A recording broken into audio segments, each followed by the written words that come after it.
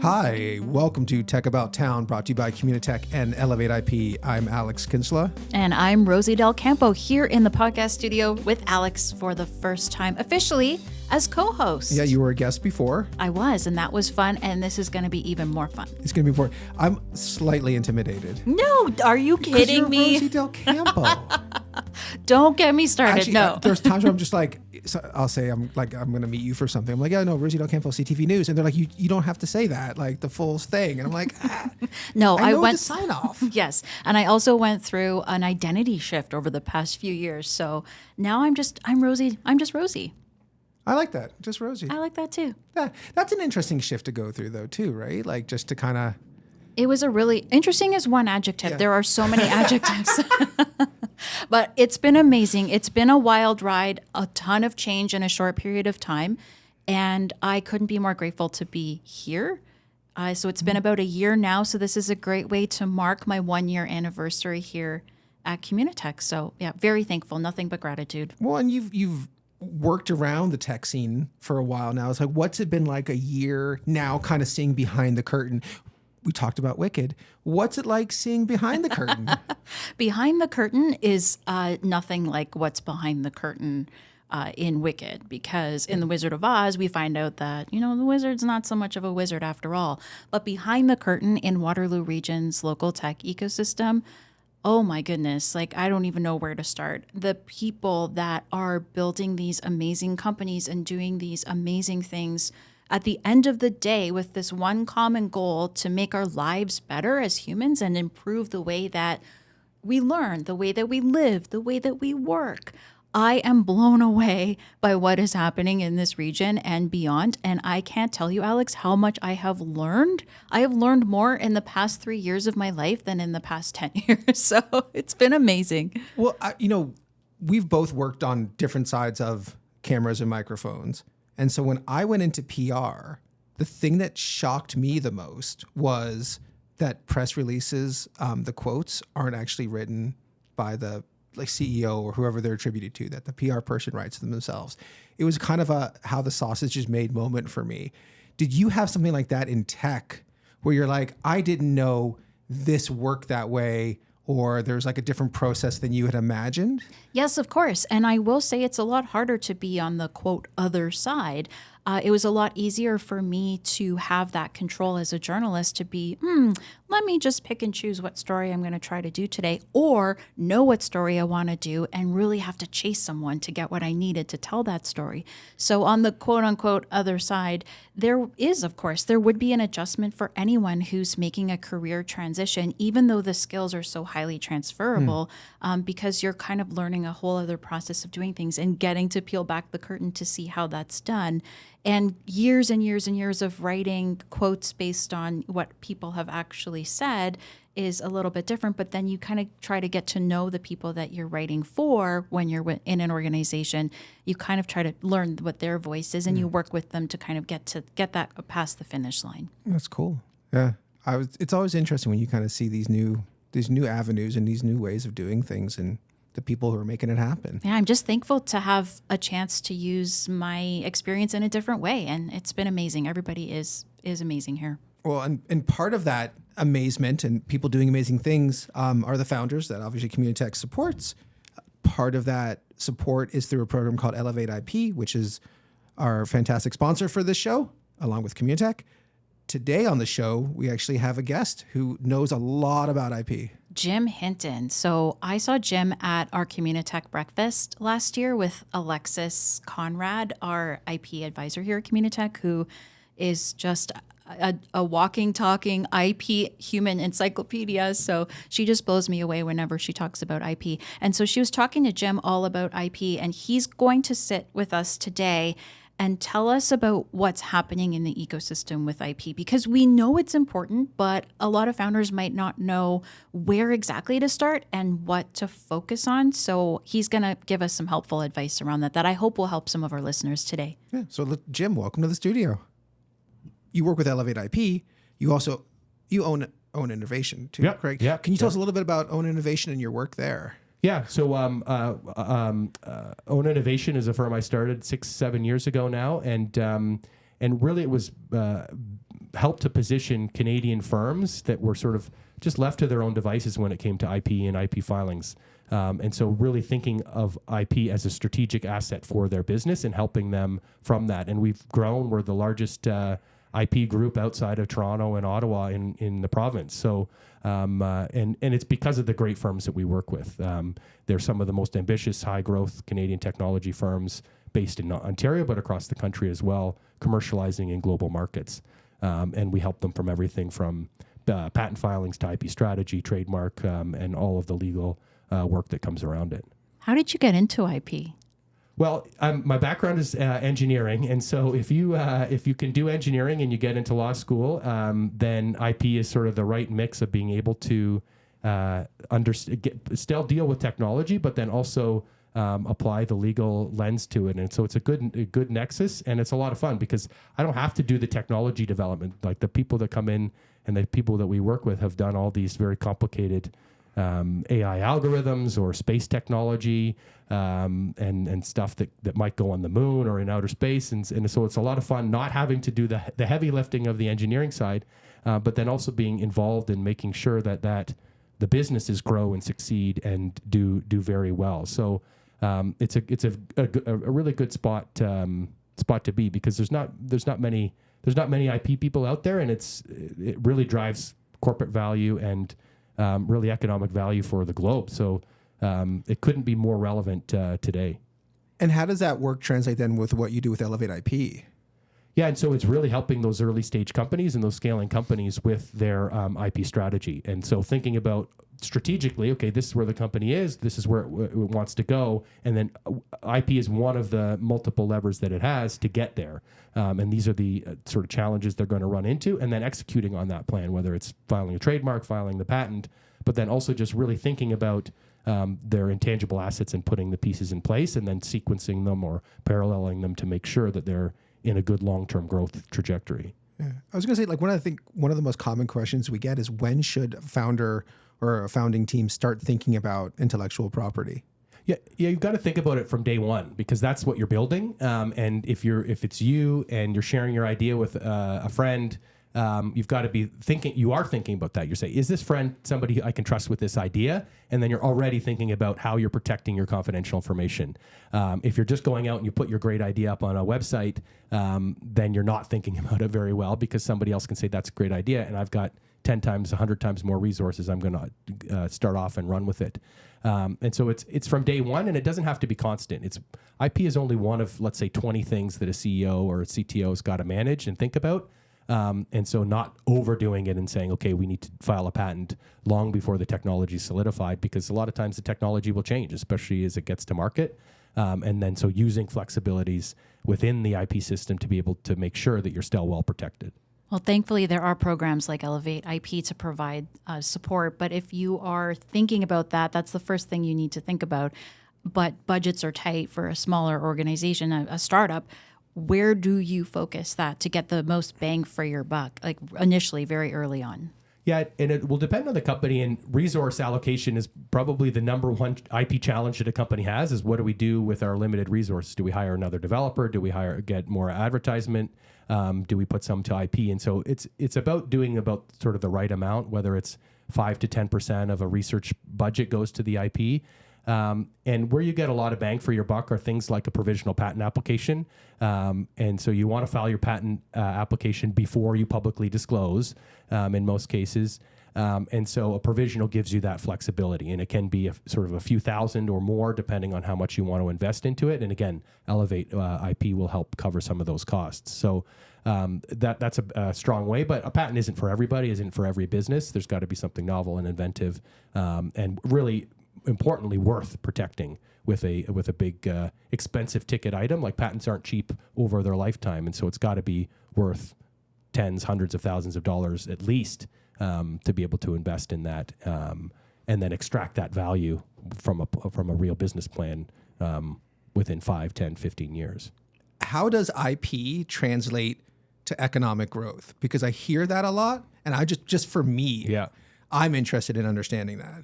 Well, it's really about assets. These are the assets that businesses own, right? And so most of the assets that a company will have will be its IP. and it's IP, it's data, all the technology. And so if a company, the corporate, the engines for economic prosperity have strong assets, then they're going to lead to economic growth. So if a company is strong and they have secured their assets properly, then that will lead to more economic growth. And so if like firms are the engine of economic opportunity, and if their IP position is strong, then they're going to be strong, and then they're going to be able to drive commerce and business for the country. Maybe this is a weird analogy, but like I think of like there's airlines that rent their planes and there's airlines that own their planes, and the ones that rent their planes seem to be the ones that you're not quite sure if they're going to take off the next day. Yeah, kind of exactly. similar thing. Yeah, and the way IP works is that you have to file the patent and you have to protect it. You have to file the trademark and protect it. And so ideas without protection are everybody's to take. And so you can own or control an airplane, but you have to own and control the ideas in a much more advanced way. You have to take action to be able to do it rather than just buy the plane and hold the keys. You have to go out and do something to protect those ideas. Jim, I saw you at our Communitech breakfast last year. It was April 2024. Alexis Conrad, our principal IP advisor here at Communitech, who's also a human IP encyclopedia, basically, if you ever speak to her. You talked about, obviously a lot about IP, but the importance of IP. But there's statistics out there that I find alarming, given what you just shared with us about how it could impact economic growth. So the Government of Canada's IP office says only 17% of companies say IP protection is needed, and only 9% say they actually have an IP strategy. What is your reaction to those numbers? Yeah, they're not very good for Canadian firms, and that's sort of a little bit of an outlier for global firms, is that Canadian firms don't have that much IP awareness. And every company has IP. Every company has a business name, which is going to be their trademark. And so even if they don't realize it or recognize it or do steps to put something into place, they do have that. So every company has IP, and then at what level have they protected it? And so even through a contract that you might have with a supplier, you're going to have something intangible, and that's going to be valuable for your company. So every company has IP, and they have them in all of the different forms. And in many cases, one product might have all sorts of different IP on top of it. You talked about the different types of IP that could apply to any product or service. What are the ones that founders need to be aware of? Yeah, and so as I mentioned, trademarks is a very easy thing to have, but something that if you pick the wrong name and you pick a name of a big company, and whether you're legally able to pick it or not because they're in a different sector, it's going to be headaches from day one. So that's something that's simple, but it can set you up on a bad path if you don't pick a good name, and that's your trademark. You get it registered when the time is right. But from a technology perspective, a simple piece of software is going to have copyright in the code, and key to that is making sure that you have ownership and getting whoever's coding up for you to give you the rights so you have it, or be thoughtful about how you use open source software so you have something proprietary. And then you think about patents if you've got some innovation or inventions going on. And really it comes down to sort of the freedom to operate that you might have for your firm, and being able to sort of keep somebody else from coming into your lane. And the other form of IP that everybody has is trade secrets or confidential information. You have an idea for a business, you share it with somebody else. Usually you'll have a non-disclosure agreement to put into place. But that is protected through just keeping it confidential. You don't register a trade secret, you just keep that. And so even the idea for a business has value because you have it, I don't have it, we don't have this new idea. And then once you start to share that idea, then you have to be thoughtful about how you share that and put pieces in place to make sure that there's something proprietary. Where does a founder start? Because I can imagine the founders that you have encountered throughout your journey, it might be an intimidating subject for some of them. Like, where do they even begin? How do they even know that they have something special that nobody else has? Yeah, it doesn't have to be complicated. Really, it's about understanding the basics, and there's a lot of resources out there now, particularly Elevate IP, great program to help educate and get companies up to speed on what's happening with IP. And then you don't have to start with a huge budget. You don't have to do a whole bunch of things all at once. It's really being thoughtful about, okay, what is valuable to our business, and let's make sure that we keep that ours. And then there's a certain amount of things that you want to share with other players, and and get it out there. But it doesn't have to be complicated. And then having a trusted IP resource like Elevate IP or your IP lawyer, your patent agent, trademark agent, or somebody in your network. And another thing is reaching out to other founders that have gone before you, and they're going to say, yeah, don't bother with this because that was a waste of time for us, but maybe it makes sense for you. And so having that trusted sort of peer group that can give you some of that, the heads up and say, make sure you look after the trade secrets, because your employees that come in for the summer, you don't want them going and starting their own company or working for your big competitor, and then you lose a lot of that value. Yeah, I was going to like the trade secret one's interesting, right? Because there's some secret sauce obviously behind a lot of great startups in Waterloo and across the world. Is there things that you can do as a founder to protect those? Like with like a NDA would obviously be one of those, but are there anything else that you can do? Because I always think of like the Coca-Cola secret recipe story, right? Yeah. Like how do you do that? Yeah, and in the software space, like the Google algorithm is a big time trade secret, and they keep that confidential. People don't know what it is, and it's a software algorithm. It continues to evolve. Like the contracts and the NDA, non-disclosure agreement, is going to provide some protection, but it's sort of worth the paper that it's written on and the trust you have with the other party. And if they divulge the secret or share the information, then you're really sort of out of luck. You can go after them, but it's not that strong. So it's about putting in those policies and procedures in place within an organization to say, hey, this is important to us. Let's not have the summer student that's going to be here for 3 months get access to this and download it on a thumb drive. And even with co-founders, let's say, okay, let's make sure that we're building this company together. And if one co-founder leaves, are they able to leave with the proprietary data, the proprietary algorithm, and then undermine the whole company? And so it's really about putting locks on the doors to a certain extent. And you see a lot of companies that don't do that, and then they get into a lot of trouble. Sharing with investors. Sometimes people just spill the beans with investors, say this is the secret sauce. And if you share it with an investor and they don't invest in you and they go and invest in your competitor, how easy is it for you to even know that they've gone and taken that and then put a little bit of wind into sails of your competitor that now has an investor that you wanted? Right, because that would be something that you would want to share with an investor or be tempted to share, because having an IP portfolio you would think that would be a really good thing to have to attract investment in the first place, but you do have to be careful there. How do you find a way to still kind of let them know that you're up to something really special? Yeah, and it's a fine line, because you want to share some value. You want to say, look, there's something interesting going on here. So it's like the Coke recipe. You can put the glass of Coke on the table, and people can drink it and say, okay, this tastes great. But then you don't share the recipe of how it gets there. And so understanding where that line is, and with software and AI, there's ways of doing that, and things that will have to be public when you use the algorithms.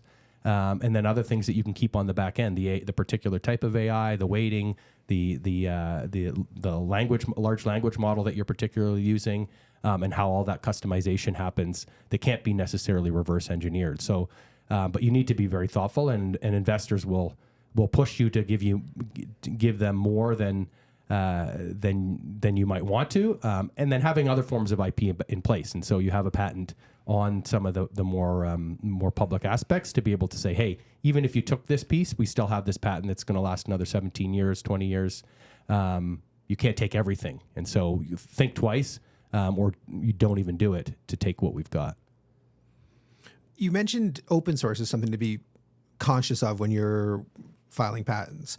A lot of software development today is done with the assistance of some form of AI tool, whether it's ChatGPT or Copilot, trained on large language models that are trained on other derivatives of other work. Are there things that founders should be aware of when it comes to that, like as they're building and using these tools? Yeah. And so if you're using open source, you have to be very careful about the license of the open source software, and understand that some of what you may create might also have to be put back into the open source community, and then it's non-proprietary. And so an investor is going to say, well, we can have that without paying for it by going to the open source library and getting it ourselves. And then there's a very interesting and evolving question about who owns AI generated code. And so if you use AI to generate code, a first draft or a module of an algorithm, for example, or a module of your software, and AI is the can't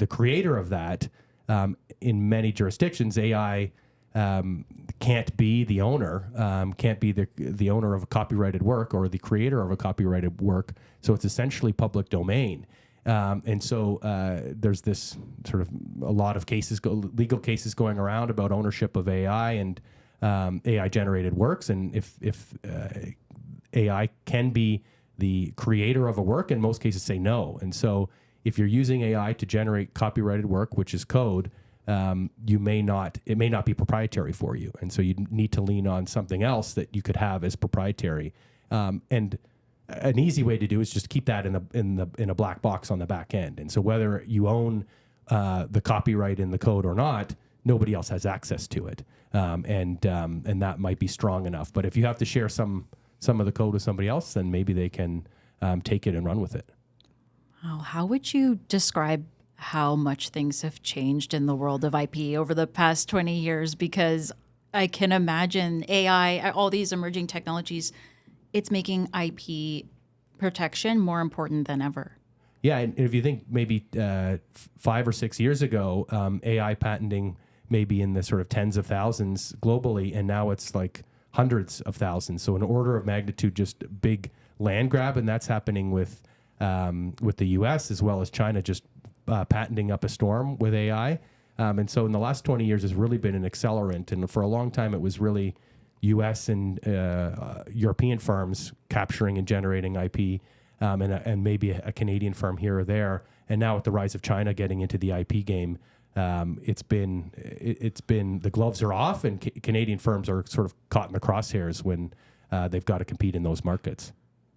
In January, the Chinese startup announced the launch of DeepSeek. So it's a AI tool similar to ChatGPT, caught everyone off guard. They did it with, older processors, less money. What does that mean for Canadian firms now that are in those crosshairs? Yeah, and so the new algorithms coming out of China really are maybe those lower cost alternatives than having to pay for a open AI product, and it's going to really disrupt the market. But you are going to be the product, and so if you're putting your data into those algorithms and using them, developing on top of them, how much of that can you keep as yours? And so you're becoming the AI users, the AI developers on those systems are becoming the product. And to a certain extent, that was happening with the US-based algorithms, OpenAI, but it's going to be even harder for you to carve out a niche of your own in the AI space.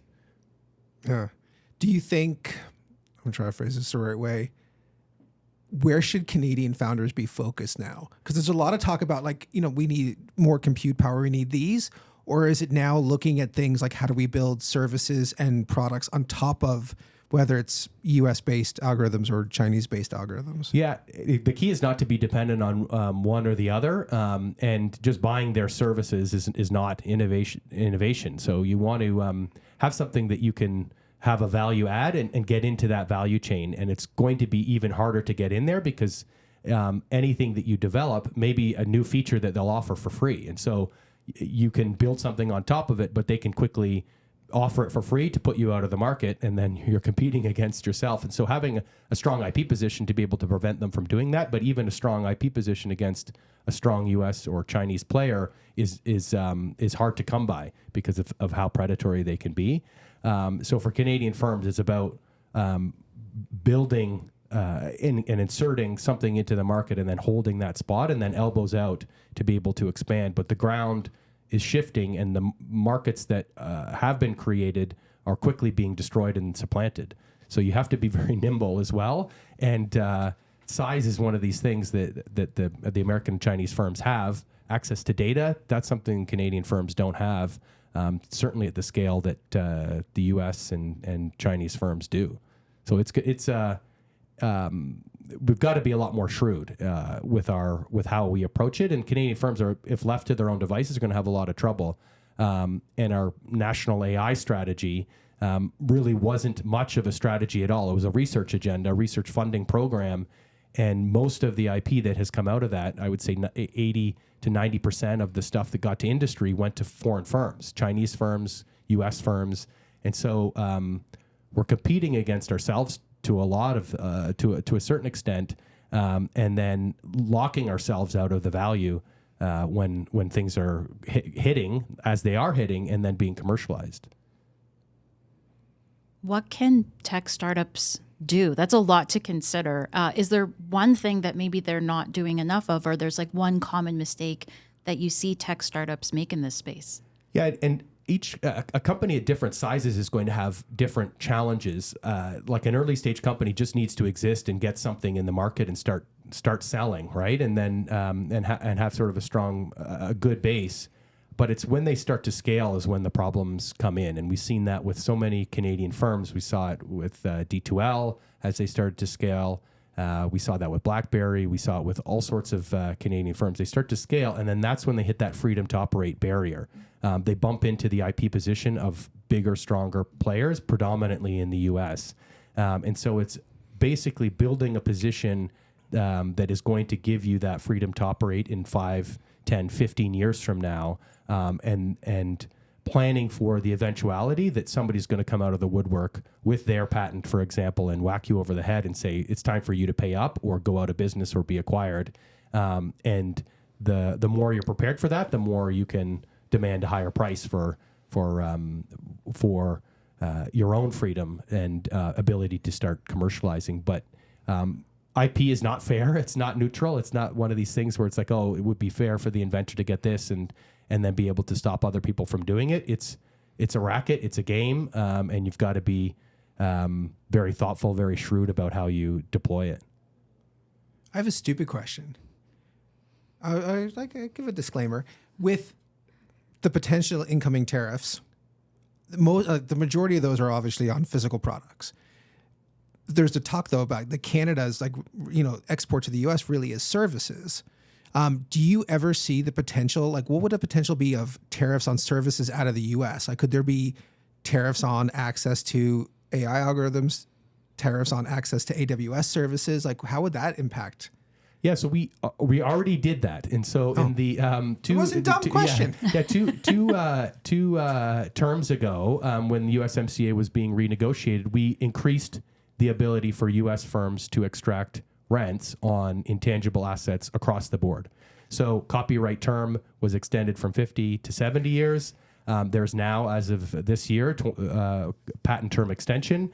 So patents can last longer than they used to in Canada, which means U.S. firms can extract more from Canada as well.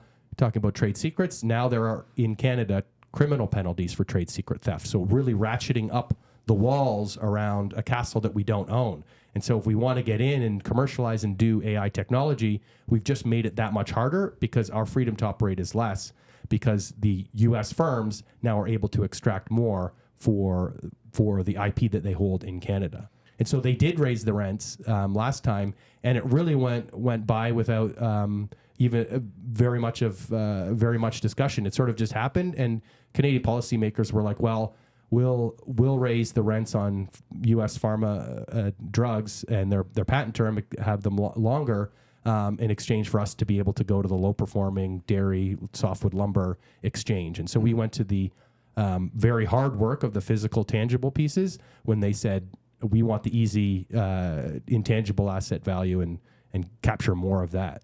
And so if there's a potential renegotiation on that, do you see that as something like an incoming? Yeah, I don't know how much higher they can go because we've matched the height of the walls, but there are things that they're going to push for and try to extract more from. There's no, let's say, rolling it back because of how easy we conceded these very important points before. And I don't even think that the policymakers, I know the minister's office well, federally in the provinces, this is still not top of mind for them. They're more focused on jobs and tangible assets than the high margin, high value add intangible assets that drive all of business today. So you're looking into your IP crystal ball, Jim. What do you see in the next 5 years, and what actions can be taken now to maybe make a difference or shape what you're seing there? Yeah, so from an IP policy perspective in Canada, we're as far as we've ever been. Like 3 or 4 years ago, there was no Elevate IP, there was no IP Ontario. The Innovation Asset Collective was just getting off the ground. And so there was, from a policy perspective, not much happening. And so now there is a lot happening, but it's very small. The magnitude of what is going on isn't sufficient to be able to keep up with the pace of change. And so my hope from an optimistic perspective is that Canadian firms can grow and scale and have the intangible assets well positioned to be able to be those global champions. Like, we need to have 3 to 5 to 10 global firms that are successful, and how you get there is not easy, but it's also what every country, small open economy, is thinking about, how to create the market conditions for that. And so from an optimistic perspective, if we get our act right, then there'll be 3 to 10 global firms that are making money globally and bringing that value back into Canada. So there is that sort of quid pro quo between Canada and those global markets. But pessimistically, it could be very rough. You said you asked a stupid question. I want to ask a stupid question now. It's my turn, because I knew someone who was trying to come up with a name for just a freelance business, and everything they could possibly think of for this name that had to do with what they were doing, they would, search online, and someone else had already taken every single name that they thought of. Yeah, it is a big challenge. Like, especially with when you're thinking a name, you'll go on and say, okay, is the .com there? And more often than not, if it's a real English word, then somebody's already got it taken, and you want to secure that. You want to have the .com, so there's nothing nefarious that goes on later on that same website to undermine your brand. So it can be challenging. You have to be a little bit more creative, and then you have to sort of thread the needle between a bunch of other players that might be out there, and then be prepared to sort of push them off. But as the IP system grows, there's just more and more background IP, and trademarks can last forever. And so if you're coming in as a new company, the field of play has already been co-opted to a big to a certain sense, and then you have to sort of manage to build something on top of that or around that. And so that really is your freedom to operate. The reason a company 10 years ago or 100 years ago would have had a better chance at picking a name is because there's just not as many companies. And now you coming in to a market, you're going to have less options because there's a significant number of already existing players. And so that goes to the fairness. Is it fair that a new company has to have a smaller pool of potential names than a company that existed 20 years ago? And so there's an advantage to those firms that have been around for a long time that isn't easy to just neutralize. That's cool. Well, listen, thank you for sharing all this with us today. I learned more than I was prepared to learn. So did I. Thank you, Jim. I only had 2 cups of coffee this morning. So it's so interesting because IP comes up in almost every conversation, especially around here, but even in the media, you see it all the time and the importance of it. So thank you for sharing and helping founders really take advantage of that information and knowledge and technology they have and protecting it. Yeah, and being here at Communitech, it's been more than 10 years working with the team. And what's rewarding for me is some of those early firms that I worked with that were 2 or 3 people operations are now really global going concerns with multi-million dollars revenue and success. And that's really what's been rewarding for me, is watching and being part of the rocket ships of a lot of these firms as they take off and grow. And so it's a lot of fun to be able to help them with that. Thank you, Jim. I know I say this every time. It was an awesome conversation because I learned more than I came in here knowing. I learned so much, Alex. Jim is brilliant, clearly, and there's so much to know, and there are so many changes. You really, really have to stay ahead of the curve. Yeah, and it's the thing I took away the most is as AI continues to change the way that people work and do work and across technology and healthcare and anything and everything in between, you have to be cognizant of how that impacts your IP. Because if you're using it, are there things that are being generated by AI that might have to go back into an open source library? Are there legal ramifications of using that? So founders have more and more to think about, which is, I'm glad they have Elevate IP to help with that. Definitely. Obviously at Communitech here, we're so proud to partner with Invest Ottawa and North Forge in delivering Elevate IP for startups in Ontario, Manitoba, and Saskatchewan. So a lot of good work going on there. And we're required to say, Communitech North Forge Technology Exchange and Invest Ottawa are corporations incorporated under the laws of Ontario and Manitoba and are not agents of the Crown. And every time I say it, I just have a smile on my face because it's fun legalese to read. It's a big smile. Elevate IP is accepting applications for the upcoming fiscal year, which starts in April 2025. So hopefully if you're listening to this before then, you can apply. There's rolling enrollment, so apply at any time. I want to talk a little bit about Communitech real quick. Rosie, you work at Communitech. I do. You know this a lot is of this. my 1 year anniversary as I sit here. Is it today? Tomorrow. Tomorrow? But Oh, whatever. yeah. January marks my 1 year anniversary at Communitech. So it's been quite the ride. You're part of a long storied history. So Communitech was founded in 1997 by a group of local tech entrepreneurs who wanted to create an organization that would help promote and inspire innovators and founders across Waterloo region. All these years later, it's still doing it here out of the Communitech Hub in downtown Kitchener. Communitech offers programs for founders for everything from helping with financing, how to hire people in other countries through Communitech Outpost, which is always an awesome thing, IP help through Elevate IP, and a bunch of other programs. If you're ever interested in learning more about membership opportunities and what you get with a membership, you can visit communitech.ca. All the information is always there. And plus, there's also a little newsletter sign up at the bottom. And if you sign up for the newsletter, you'll get information on new programs and events like the Communitech Breakfast Series and other things right directly to your inbox. So much going on, so much good stuff, including this podcast. So thank you, Alex. Thank you for agreeing. I don't know.